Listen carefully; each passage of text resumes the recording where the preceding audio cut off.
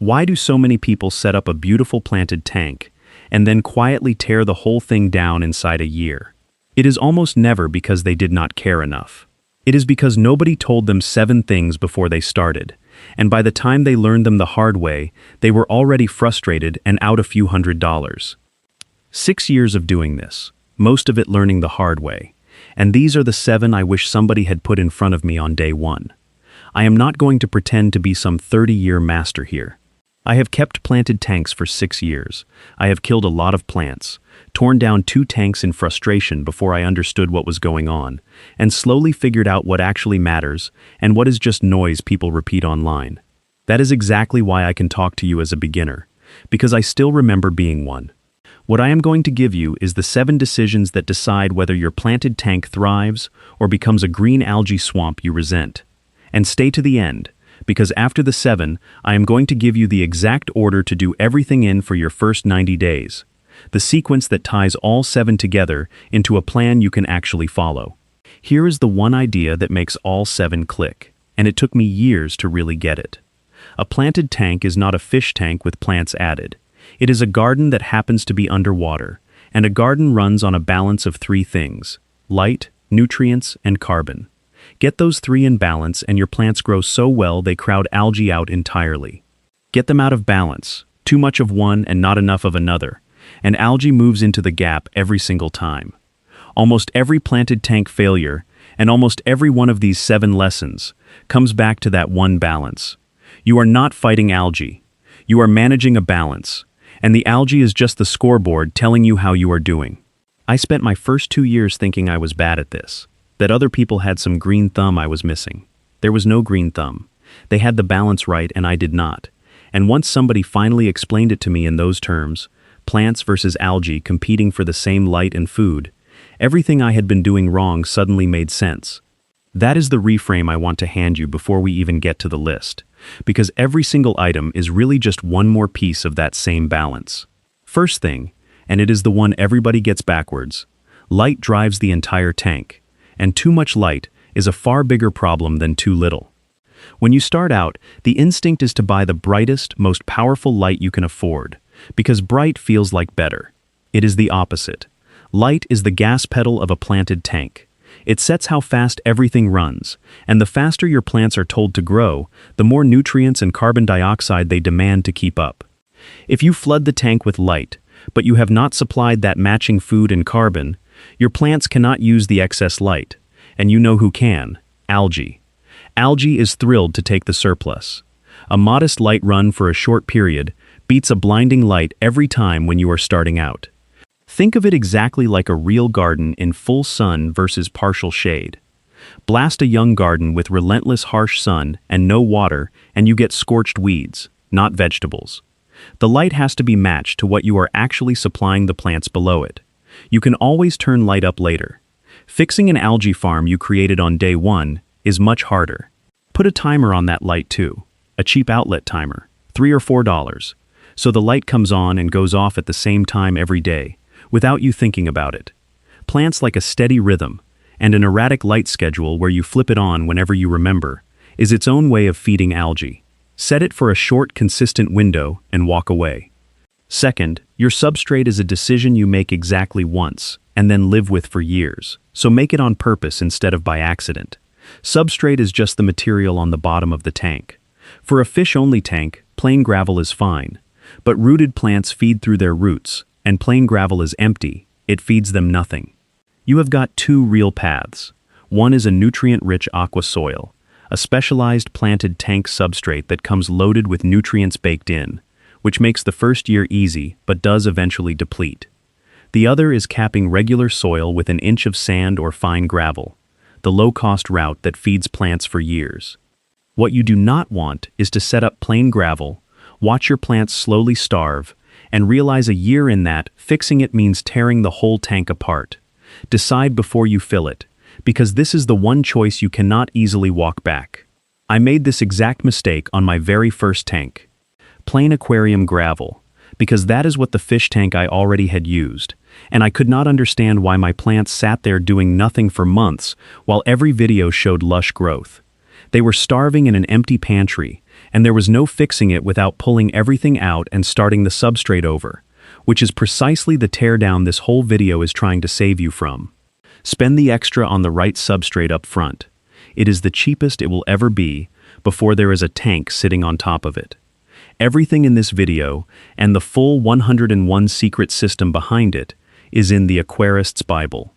204 pages covering the tap water that's quietly poisoning your fish, and the $5 fix for it, the nitrogen cycle explained the way nobody at the store ever bothers to, the $3 filter upgrade that doubles what your filter can handle, the overfeeding that causes the deaths nobody admits to, easy plants that actually live, and the cleanup crew that eats each type of algae so you stop buying the wrong one.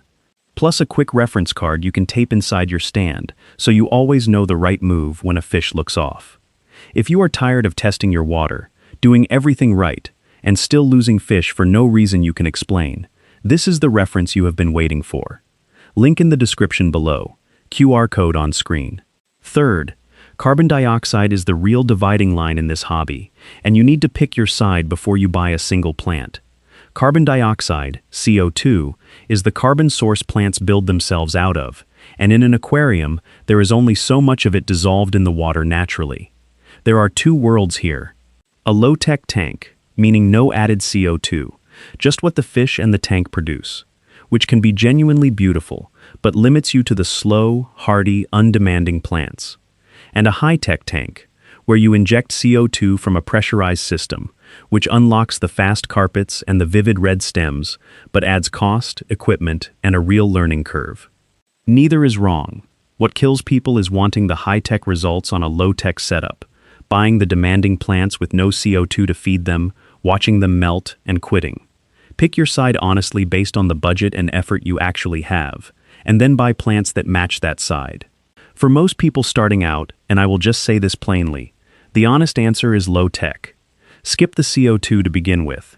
You can grow a genuinely gorgeous tank with no injected carbon at all if you stick to the right plants, and you sidestep an entire layer of cost and complexity while you are still learning the basics. The high-tech world will still be there in a year if you decide you want it. Starting there on day one, though, is loading 3 new skills onto your plate at once. And that is a lot to juggle when you have not even grown an easy plant yet. Fourth, start with plants that are almost impossible to kill, not the ones in the gorgeous photos that got you into this. I learned this one by killing a lot of expensive plants. The carpeting plants that make that lush green lawn across the bottom, and the brilliant red stem plants, are some of the most demanding species in the entire hobby. They nearly all want high light and CO2 and precise dosing. Starting there as a beginner is like deciding your first time gardening you will grow orchids. Start instead with the bulletproof ones, the plants that grow in almost anything. Java fern, anubias, cryptocoryne, the various easy stem plants, hardy things that tolerate low light, no CO2, and a beginner's mistakes.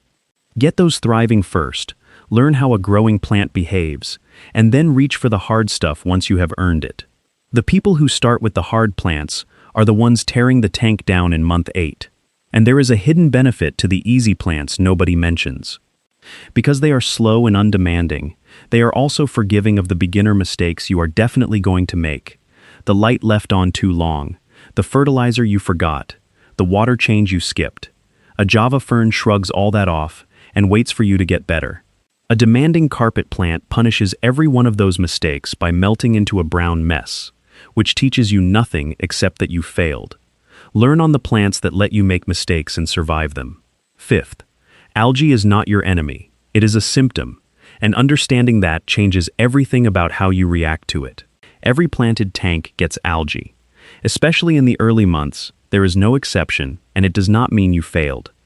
Algae is simply telling you that your balance is off, that there is more light or more nutrients available than your plants are currently using, so something else grew in the gap. When you see algae, the beginner move is to run out and buy an algae-killing product.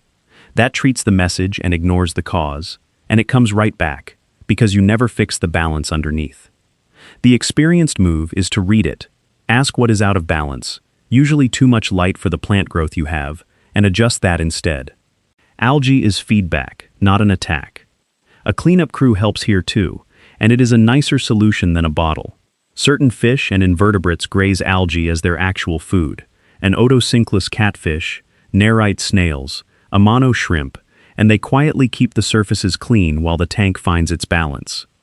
They are not a cure for a badly out-of-balance tank. Nothing eats your way out of that. But as a steady grazing crew on a tank that is mostly right, they are worth far more than any algae-killing product on the shelf.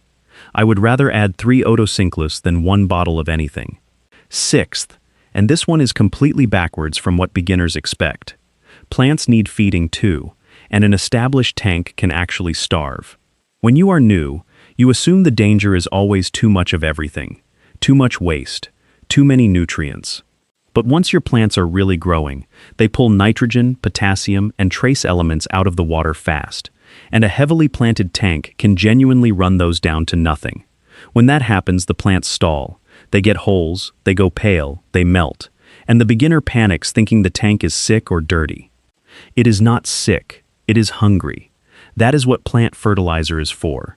An all-in-one liquid fertilizer replaces what growing plants consume. A declining established planted tank is very often starving, which is the exact opposite of the problem you were braced for. The tell is the pattern.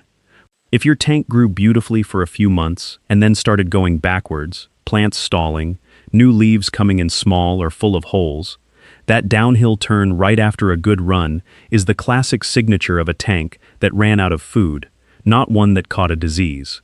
The plants ate the pantry bare. Start dosing an all-in-one fertilizer a couple of times a week, and watch them come back. It caught me completely off guard the first time, because I had spent so long worried about too much that the idea of too little never crossed my mind. Seventh, and this is the actual skill nobody can sell you: patience. Because the tank you set up today looks its worst somewhere around month 2. A planted tank goes through an ugly adolescent phase. The first few weeks look okay. The plants are fresh. Then somewhere in the second month, the new growth is coming in, but the tank often throws its worst algae as everything jockeys toward balance, and it looks rough. That is the exact moment most people give up. They tear it down, blame themselves, and start over, which just resets the clock to another month 2 disaster. If they had held on a few more weeks, the plants would have taken hold, the balance would have settled, and the tank would have started pulling itself together.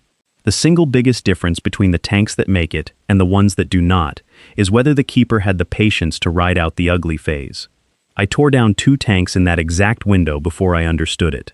Both times I was convinced I had done something fundamentally wrong. Both times I ripped it all out in frustration and started fresh. And both times I just landed myself back at another month 2 a few weeks later. Nobody had told me the ugly phase was normal, that it was the tank working, not the tank failing. The third time, I made myself leave it alone through the rough patch, almost as an experiment, and that tank turned the corner and became the best one I had ever grown. The only thing I did differently was nothing. I waited. Look, everything I'm walking through here is in the Aquarist's Bible. 204 pages, all 101 field-tested secrets. Water chemistry made simple.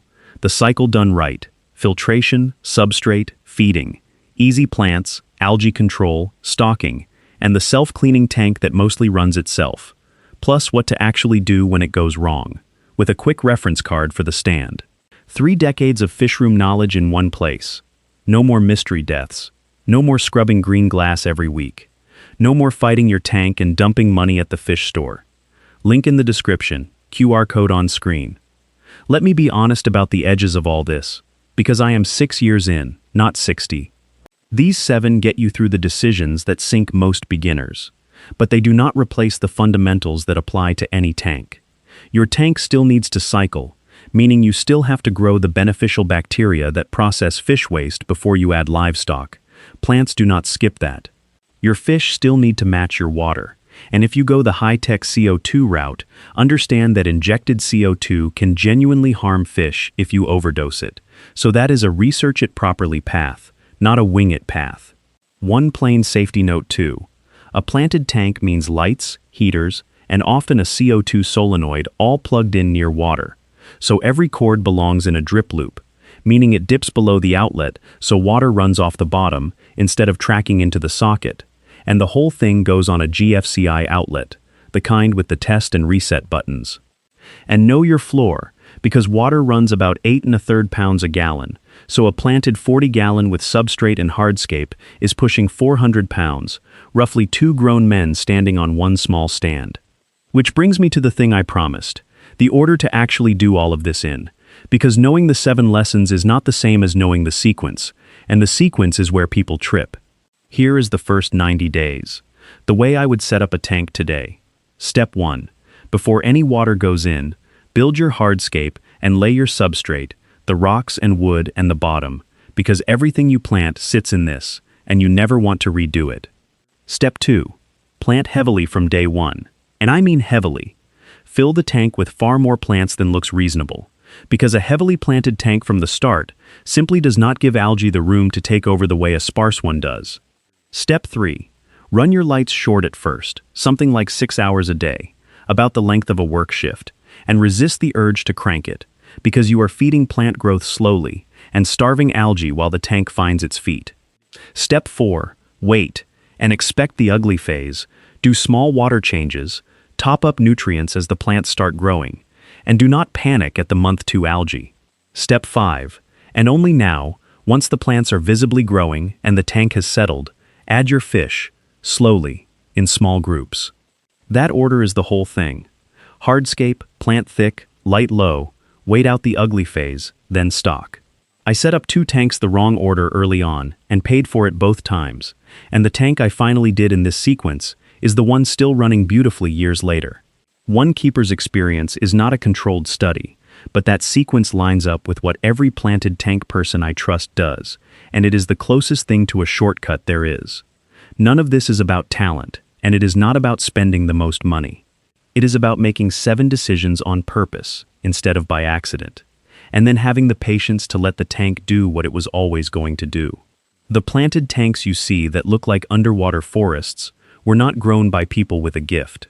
They were grown by people who picked easy plants, went slow on the light, fed the plants, and waited out the ugly middle without tearing it down. Pick your substrate and your side on CO2 before you buy anything. Start with the plants you cannot kill, and give the thing 90 days before you judge it. Do that, and in a year, you will have the tank the rest of them quit right before reaching.